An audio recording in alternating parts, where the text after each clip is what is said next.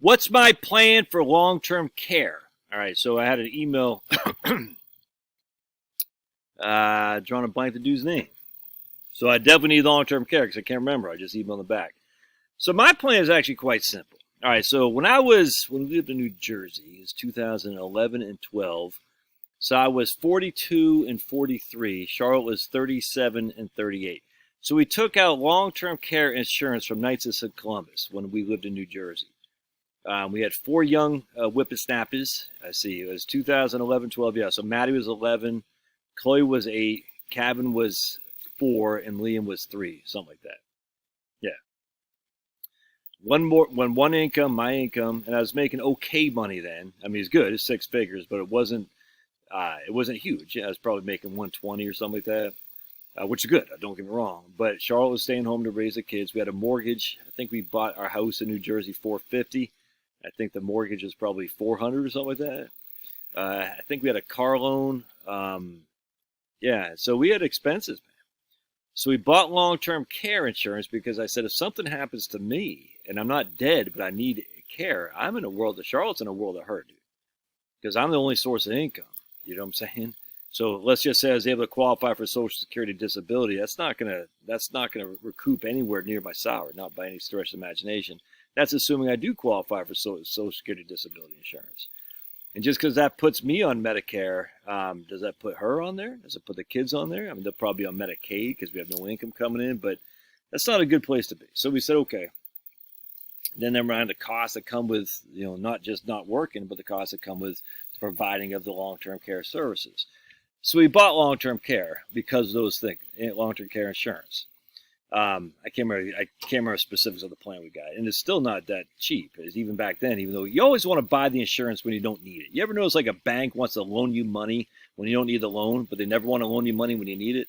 That's the same kind of thing with long-term care insurance. All right, but the issue is, and I've always said this on my YouTube channel, when I hit about 60, I'm 54 now, I'm going to drop that policy because it'll just be me and Charlotte. This house right here will be paid off. This is the back of our house. All right, so we'll have that paid off, downsize. And then if we need long-term care, then what we do. So here's how it works. My mom is in a facility right now. All right, she's paying for that facility on her. And she has annuity income and she has Social Security income, and she has some investments. Not much, but she does have some. Once those investments run out, she'll sell her house and pay for the rest. That's how it works, man. This is how it works. So what we'll do is, assuming what happens all the time, essentially, the husband is the one who needs care, and he's provided for at home, right? And then the wife, if she needs care, she'll sell the house and go to a nursing home. It's just that's the way it works. That's under the contention that you're going to need the care to begin with. And we hear all these people all the time, 50% of the people need some kind of long-term care, but they never say what that equates to. Does that equate for 2 years of an assisted living facility and a skilled care facility? Or is it just you need someone to come in and clean your bathroom? You see what I'm saying? And if you look at the actual numbers on the cost of long-term care, not insurance, the cost of long-term care, the vast, vast majority of you are going to pay for it out of pocket. Without question, the vast majority of you.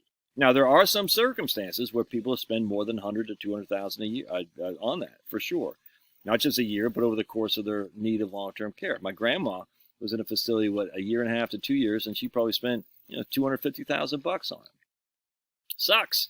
Well, her house that she sold in Los Altos, California, more than covered that amount of money. My granddad died of a heart attack, I think a heart attack or aneurysm, on Thanksgiving Day of 2009.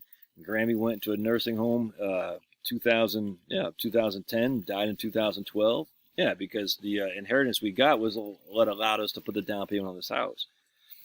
And that's how it generally how it generally works. The vast majority of people don't spend a significant amount of money on long-term care. They just don't. A majority of people spend some money on long-term care, a small majority, but the vast majority of people don't spend significant amounts of money. Not so much that you can't self-fund this. So that's my plan. Now, the question is, that comes to my mind, I hear it all the time, what if both you and Charlotte need long-term care at the same time? Yeah, that's a very low probability, but that is a probability nonetheless. And well, again, we have our equity in this house, we'll sell, and we'll move into a facility. Or you can do a continuing care retirement community, which I'm a huge fan of. I think people overlook the value of a CCRC. A continuing care retirement community is where you start off, you can start off independent. Then you go to so you got your independent cottage.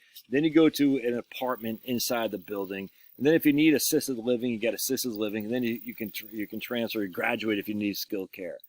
I'm a huge fan of these things. Yeah, they're not expensive. They're not cheap to buy into. You know, let's say it costs $500,000 to purchase the rights to buy this facility. You don't own it, but purchase the rights to go into a CCRC. But they have, like, cooks will give you 2 freaking quality meals a day. They got all the stuff you could possibly ask to do on that. You don't have to pay property taxes. All that stuff is part of the fee. So let's say you put $500,000 into a CCRC. You're guaranteed to be able to transfer within the facility from assisted living or independent living, assisted living to skilled care within the same facility. All right.